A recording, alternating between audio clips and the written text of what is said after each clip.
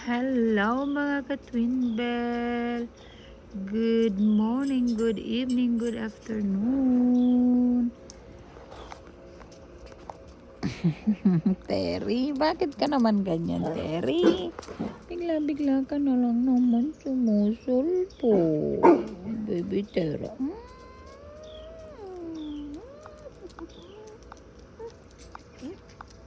Bakit you wanna kiss? You wanna kiss, mama? Bakit you wanna kiss, mama?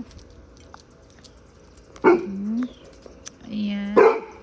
Nina, stop that. Stop.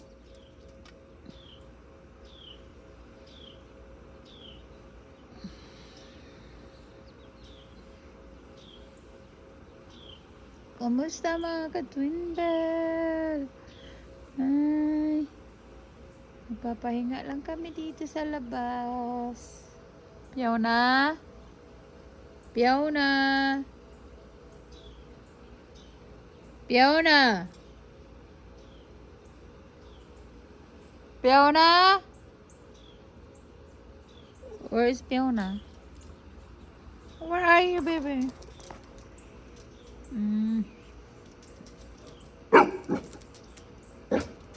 Makalat dito kasi hindi pa nagawa na ayos ni Daddy. Nina, quit. Quit. Nina, stop whining. Hindi pa naayos ni Daddy, ni Randy yung fence. Nasira.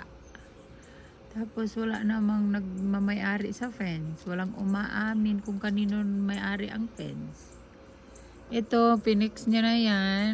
Naluma na rin.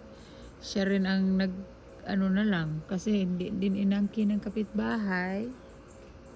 Dito hindi rin inangkin. Diyan din sa harapan hindi rin inangkin.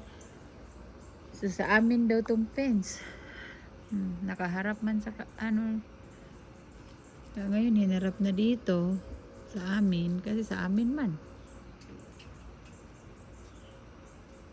Ayan, kailangan i-fix ni Ray Daddy kasi may mga aso kasi kami, madami. May mga kahoy na siyang binili. Kaso lang, na-busy naman siya sa new shop kaya hindi niya nagawa.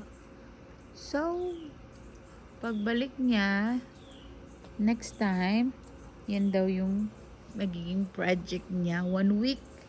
Tapos tignan natin kung magagawa ba. Ayan siya. Ayan si Nina. Ay naka, mahirap kasi mga kapitbahay ayaw magsiamin kung kanino fence ba talaga yan.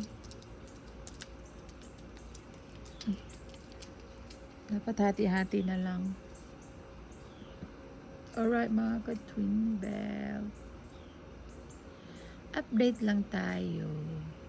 Kahapon lakas ng ulan. Ngayon ang swimming pool parang tae na naman. Itsura. Ayan. Madami na naman dumi. Ay nako.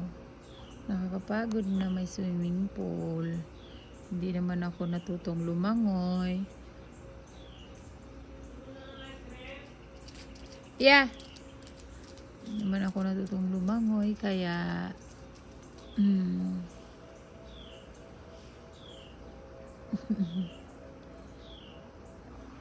ayan mga ka-Twin Bell, see you later. Bye bye na.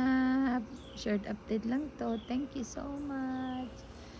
Have a good Sunday everyone.